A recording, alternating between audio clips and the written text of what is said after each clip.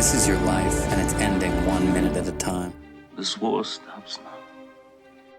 End the war. Bring freedom to our people. No. No more tricks. No more lies. Only truth. This is where we hold them! This is where we fight!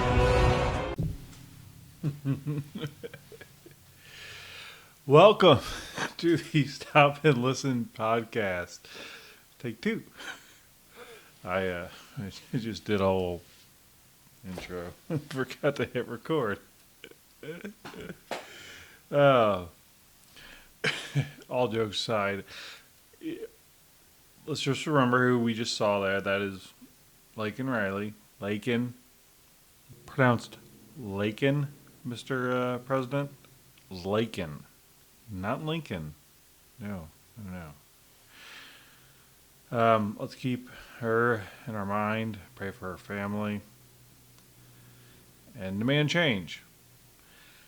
If you've got politicians turning an issue that results in human suffering, like real legitimate human suffering, death, pain, when they try to turn that into political football, as they say, whoever they are, they need not be in office. Out. Does not matter the party. We got to get those people out. So, State of the Union, I'm probably going to cover them all. RFK's, Biden, and Trump's, and actually Ted Cruz as well. But this is RFK. This is the first one I'm doing. I'm late as shit. Let's see what he has to say. I'm Robert F. Kennedy Jr., and I'm running as an independent candidate for President of the United States. I grew up in an America that seemed to have achieved its promise as an... Sorry to interrupt so soon. But he's forming his own party, We the People Party. We the People Party. Sounds like a blast. We the People Party. We the People Party. exemplary nation. Modern democracy had spread from one nation, ours, in 1776, to 6 by 1865, and to 190 by the 1960s. We had become the city on the hill. We were a moral authority around the globe. Why?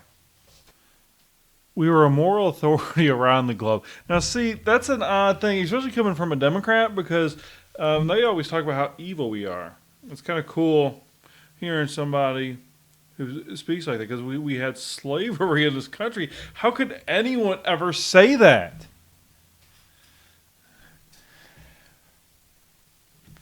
Well, we fought a war over it. Because the Puritan Christians came over here and seen that people were being treated like animals, and they said, what the hell is going on here? Because we had, for a long time, we were a Christian nation. Not officially. But then they went to work. And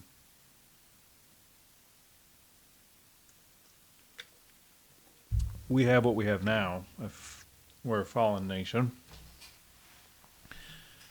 With not a lot of optimism on stability when there's civil war or just a separation, breakup of the United States talk, which I would prefer far more than civil war. I mean, we don't need death, but I mean, it's possible for countries not to go to war. There are countries that do that, and the United States being the moral authority and being powerful, sometimes we need to do so. I guess. I mean, and I could easily have somebody take what I just said down completely, because no, we should be able to live without killing each other, but we're like always at war. In our country's history, we're constantly in conflict. Like, can't it end? Our Congress, the court, the regulatory agencies, and even the regulatory American press agencies. were renowned for their integrity, and they were revered worldwide. Other nations wanted our American leadership. They knew the difference between leadership and bullying, which is something our current leaders seem to have forgotten. We were the template of... So, and I know that was the view, because like American people were great people, and that's people could around the globe could see that they could see we were good people, but we had evil people running our country.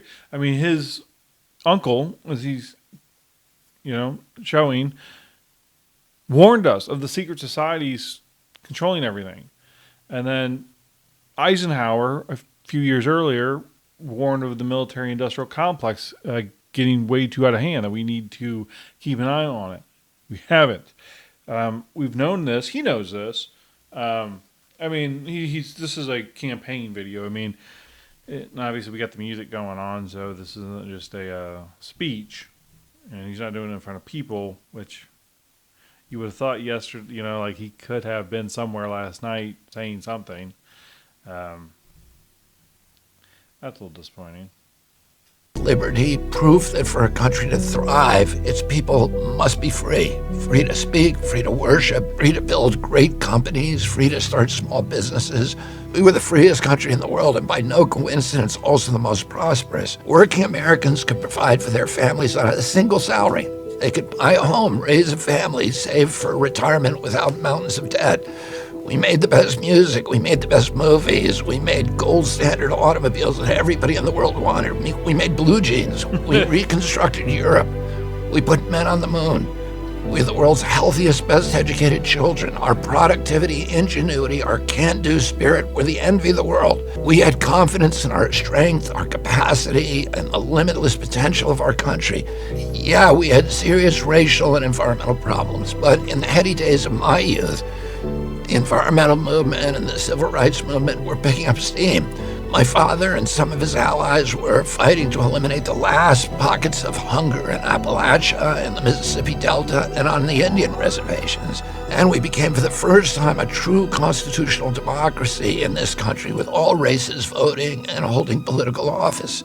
Other countries... Now, when I hear that, I do think, well, I don't know the details, but from my understanding, though, right after the Civil War, things were very free, and the results were being shown. Like, you're having black people elected to power, and they were voting. They voted Republican in the South, and then the Jim Crow laws came down shortly thereafter. I mean, it wasn't a long period.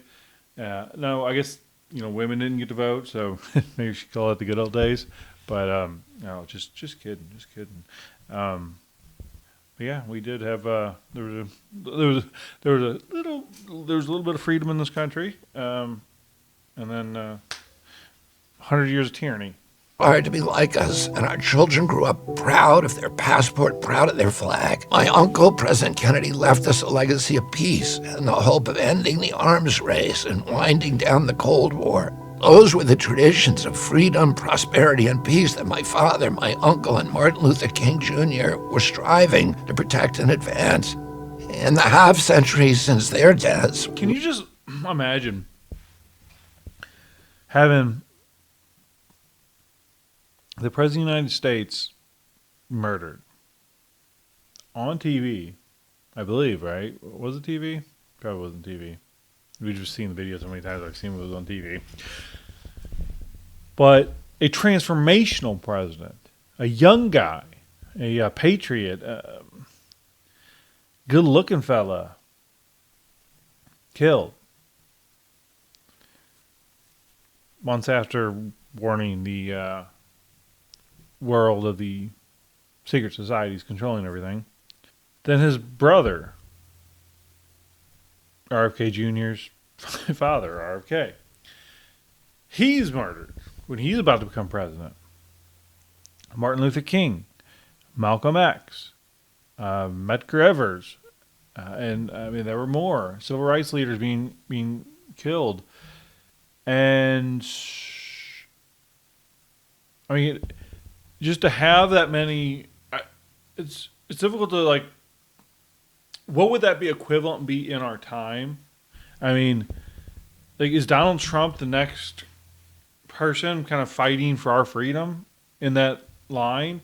I mean, it's been 60 years, so is he the next step? I mean, it's crazy to even think about, but I mean, one side is control. And I'm not saying the Republican Party is for freedom either. No. Trump represents a wing of the Republican base, basically, and then other fringes out there. But he's moderate. And people are actually starting to say that mainstream now. They're starting to say, oh, yeah, actually, what he's saying, comparing him to Bill Clinton's policies. Well, he was a pretty popular president. And then, yeah, exactly. Like, no shit. Like, can we stop just attacking one another? Like, it's crazy. But anyway, so it's like, and then, I mean, this is the comparisons I'm making to the actual significance of the lives that these men were living and their impact when they were killed. My comparisons are not like a value equivalent, I guess would be the best way to put it. But we like, okay, then you look at what Elon Musk is doing for free speech by owning Twitter, aside for the gender stuff that he's back on board with. But anyway, but he's opened things up on YouTube. He's opened up things on Facebook. Seemingly letting free speech, truth, be spoken, and bullshit too. I mean, of course, that's part of the game. But I mean, Trump, Elon, like who else is kind of like? I mean, Tucker in his journalism is important.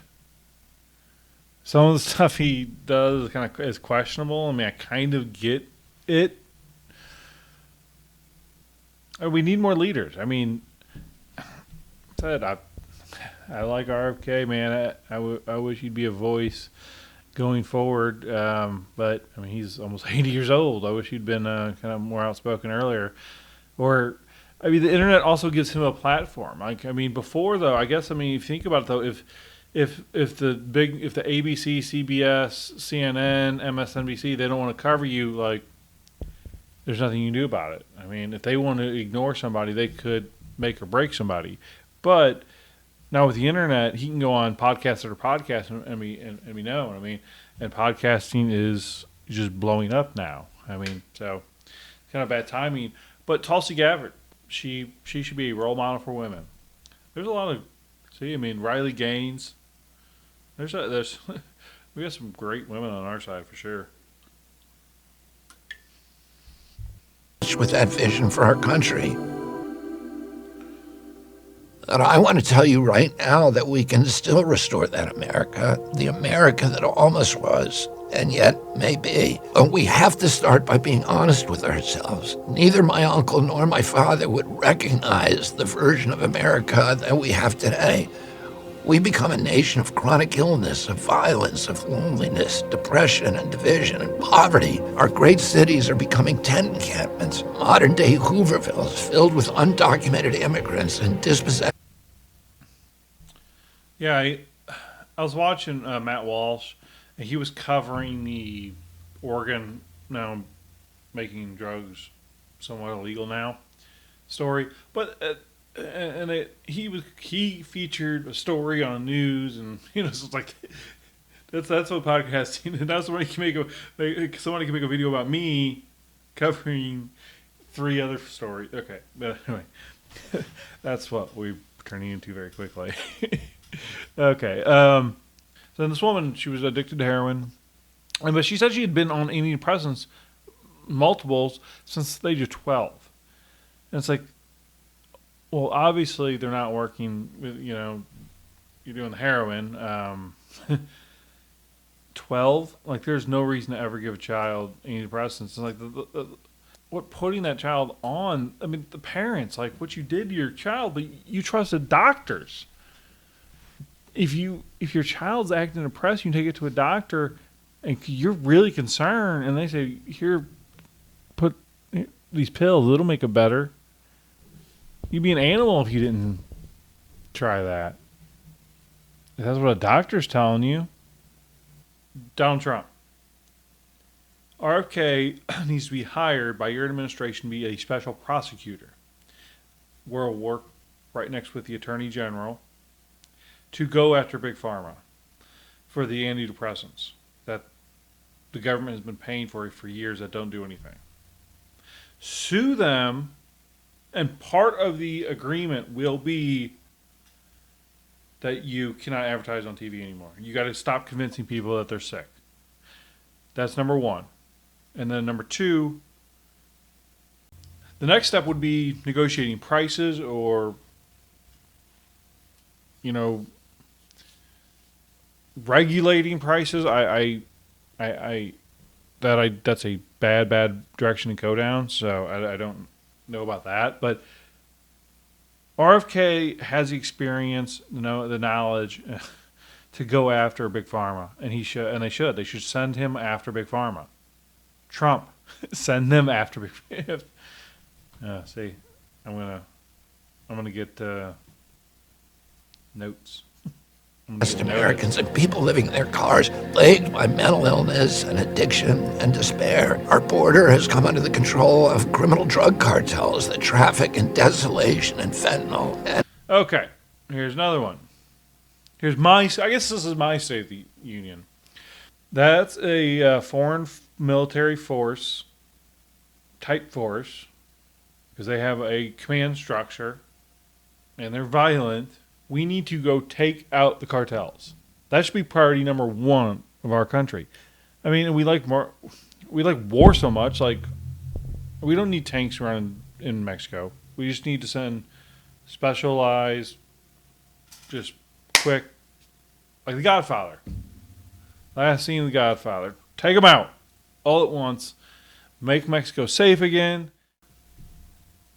So if Mexico was safe, Mexicans would go back to Mexico. Many of them would. And if they didn't, that's okay too. But a lot of them would go back because they like being Mexicans, and there's nothing wrong with being Mexican.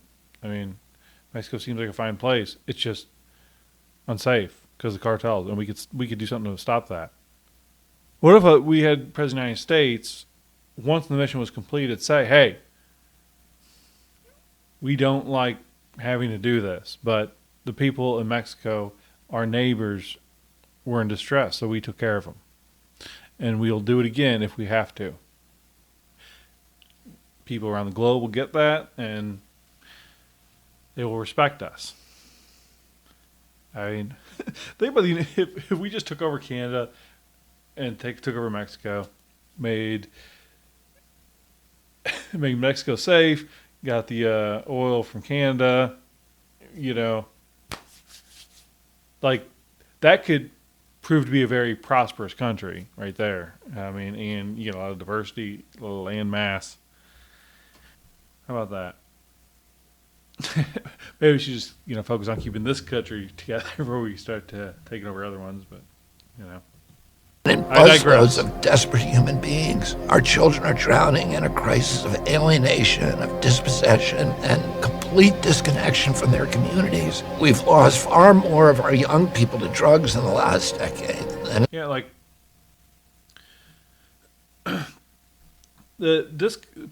Young people on social media. I mean, it is a sickness.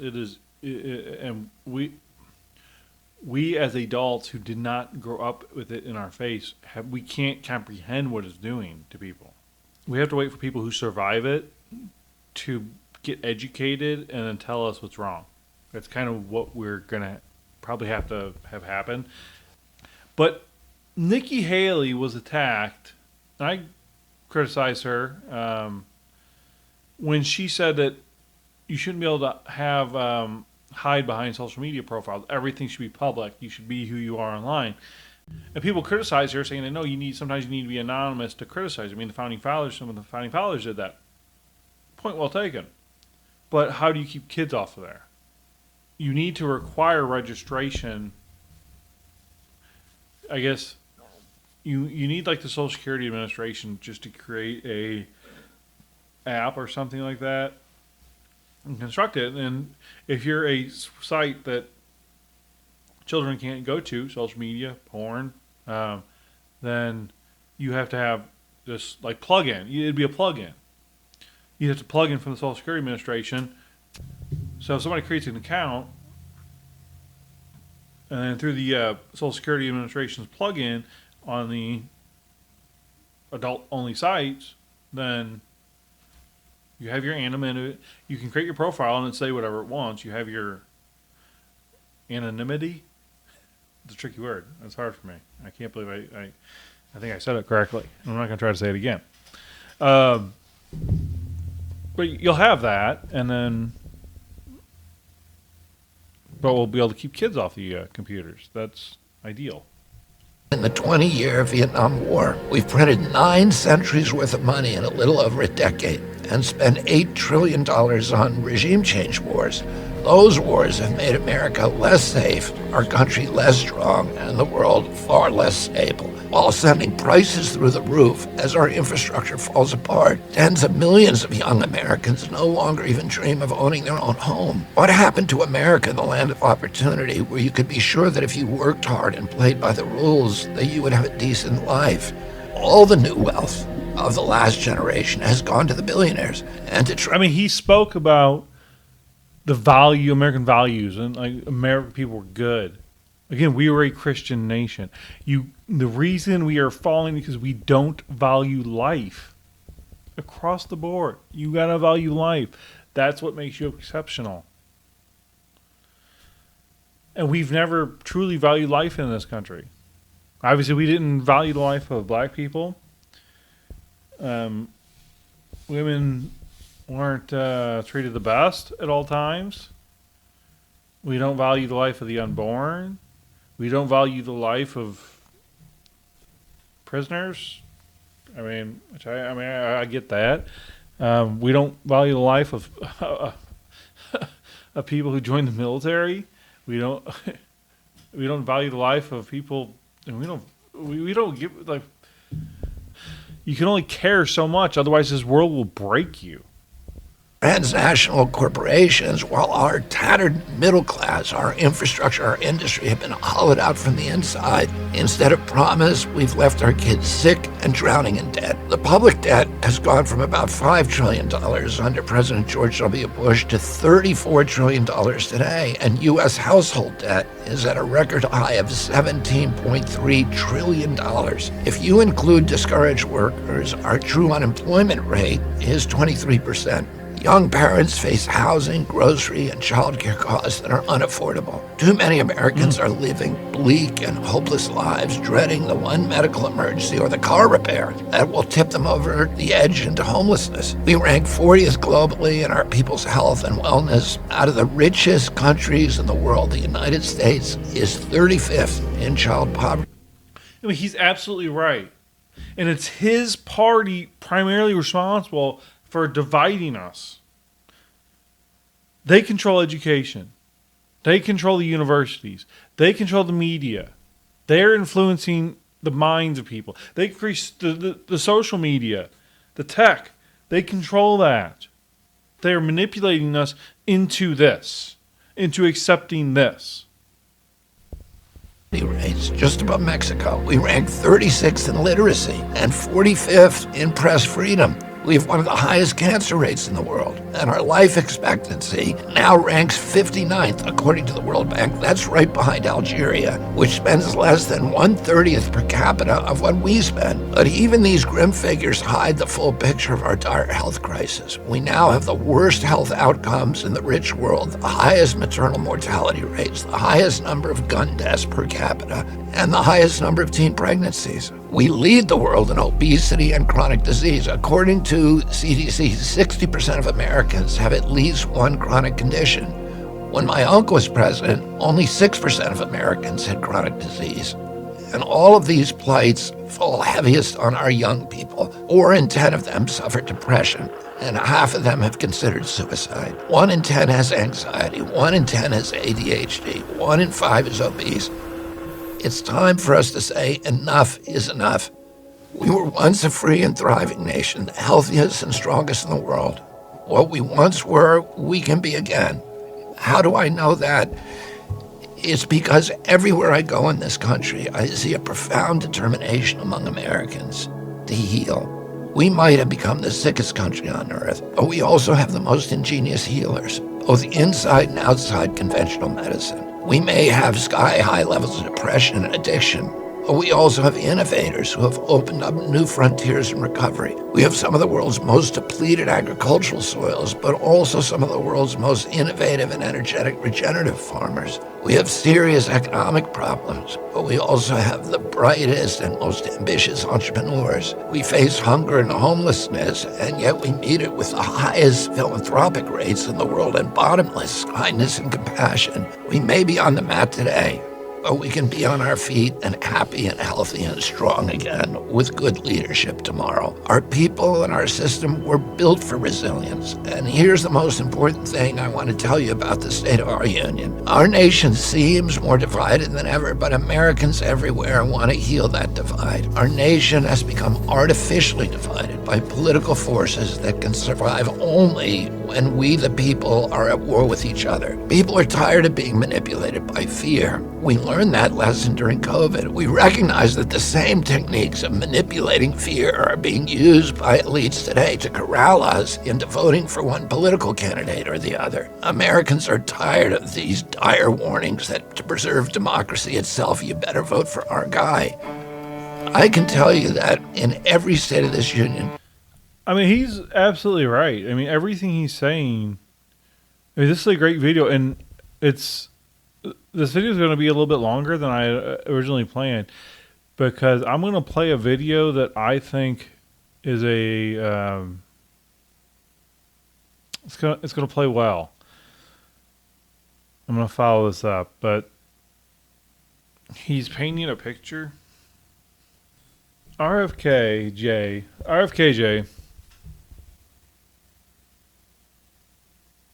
Kennedy is painting a picture here, but he's not finishing that. It's not coming into focus because he's not saying what the problem is. We stop fearing God.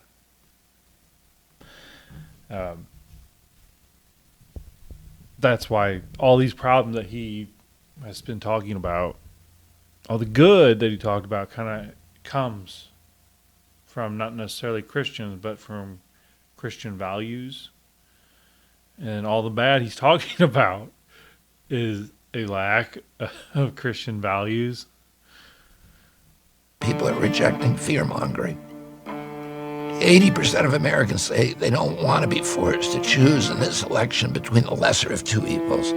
They're tired of voting against something or someone. Yeah, I see it in the crowds of mixed Republicans and Democrats and independents who attend my rallies, that a growing number of Americans are rejecting divisiveness. They're ready to unite, to rebuild this country, and to fulfill the promise of the America of my youth. They're ready to vote for something and for someone they like, for someone who represents hope and healing, or someone with an inspiring vision for America's future, for a future that they can believe in.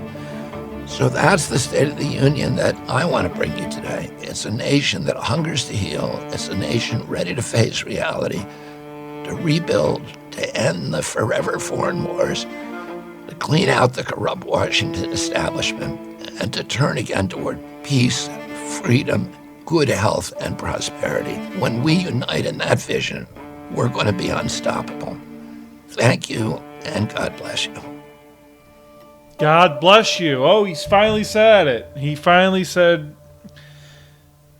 see, dude, Bobby, I know, but just say it, man. You say so many other things. You're smart. And if you don't see it,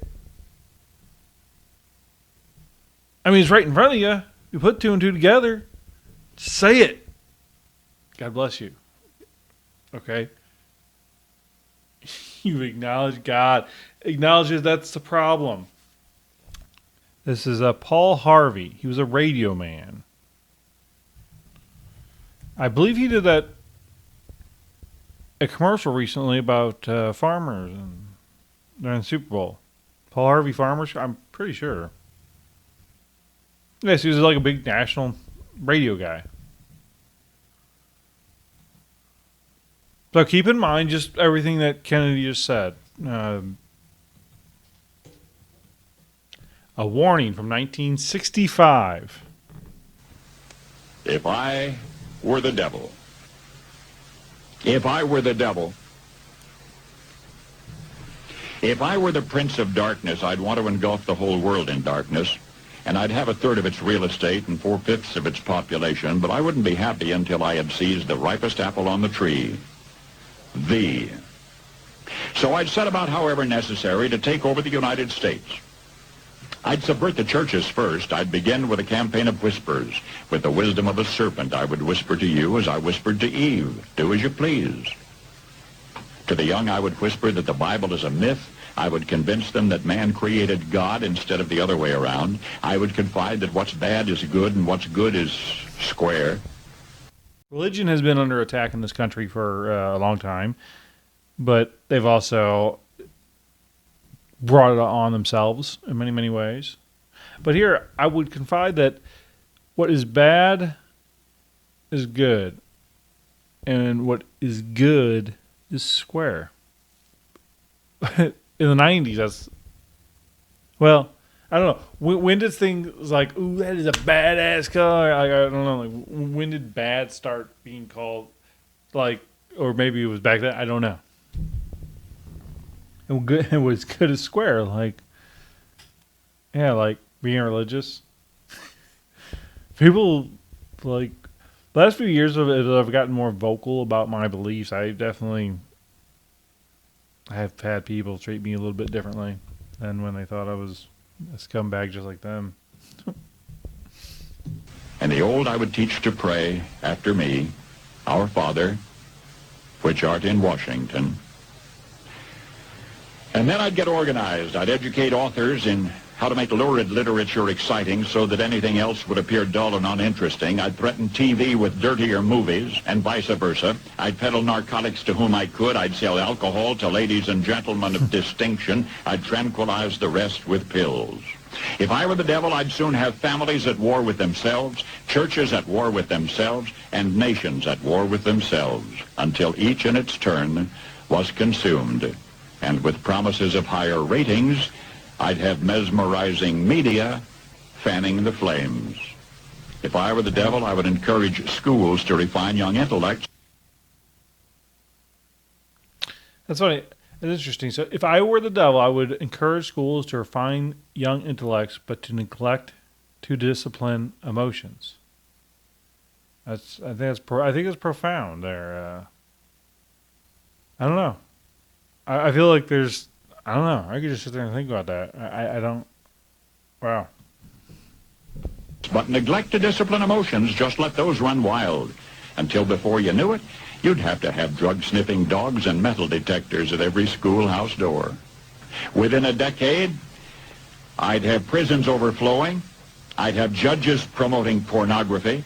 Soon I could evict God from the courthouse, then from the schoolhouse, and then from the houses of Congress. And in his own churches, I would substitute psychology for it.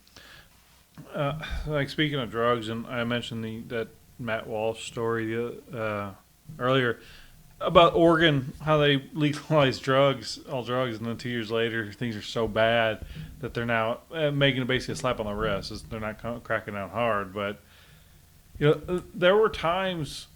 Like, I'm not that libertarian, but there were times where I kind of thought, I don't know. I mean, could we handle drug legalization? Like, I've always been a proponent of legalization. I've always been a proponent of the legalization of marijuana. Even that, I mean, I keep hearing so much negatives about that. Even it makes me a little like, hey, I don't know, maybe, which is crazy for me to ever think about. Like in Missouri. Where I live, it is legal now, but I voted against it because of the way the bill was written. Like, it was basically like well, if you've ever done anything wrong, if there's also a weed charge attached to it, we can let you out of prison. Is the way it was written. I think that was a very good idea. But I was open to the idea of harder drugs being legal, and I was completely wrong. Like, just wow, yeah, like it's so. And Oregon proved it. I mean, and I'm sure millions of people probably thought just like I did. Hey, maybe it'll be better. Just make it, not taboo. Just let people do whatever they're going to do. And apparently it's a pretty damn bad idea. Apparently people are pretty bad at figuring out how to live their lives. Religion and deify science. I would lure priests and pastors into misusing boys Hold and on, priests and psych in the schoolhouse and judges promoting pornography. Soon I could evict God from the courthouse, then from the schoolhouse, and then from the houses of Congress. And in his own churches, I would substitute psychology for religion and deify science. There was a lot of, during COVID, Fauci was worshipped as a merciful God, and like he was Christ.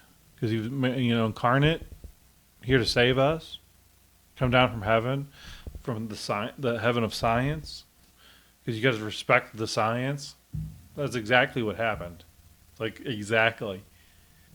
Would lure priests and pastors into misusing boys and girls and church money. If I were the devil, I'd make the symbol of Easter an egg and the symbol of Christmas a bottle. If I were the devil, I'd take from those who have and give to those who wanted, until I had killed the incentive of the ambitious. And what'll you bet? I couldn't get whole states to promote gambling as the way to get rich. That's another thing. It's not legal here yet. And I wish it was. Like, we have casinos here. So but sports betting isn't legal.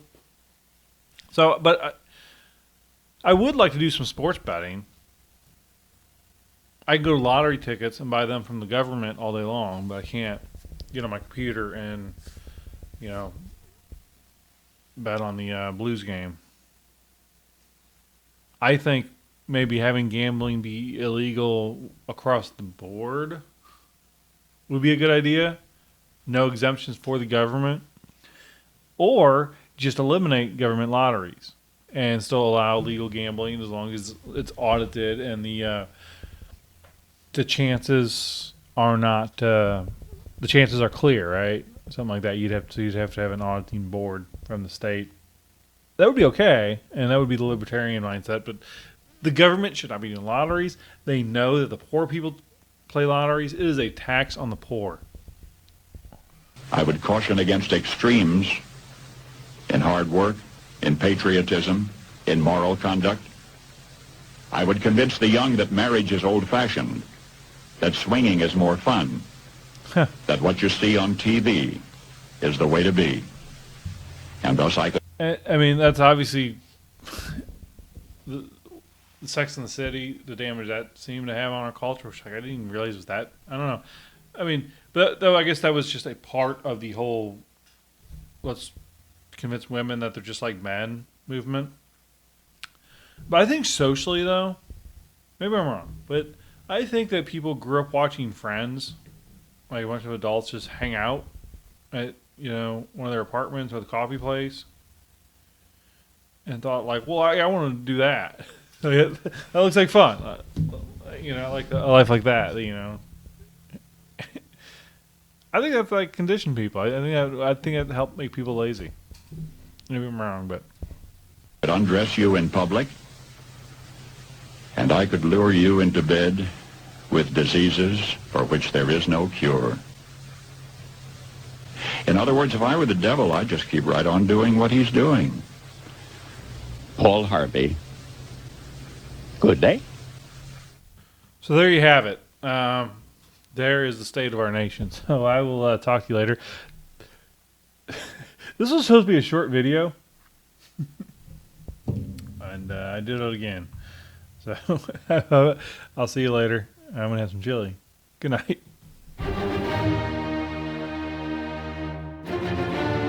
This is your life, and it's ending 1 minute at a time. This war stops now. End the war. Bring freedom to our people. No. No more tricks. No more lies. Only truth. This is where we hold them! This is where we fight! Authority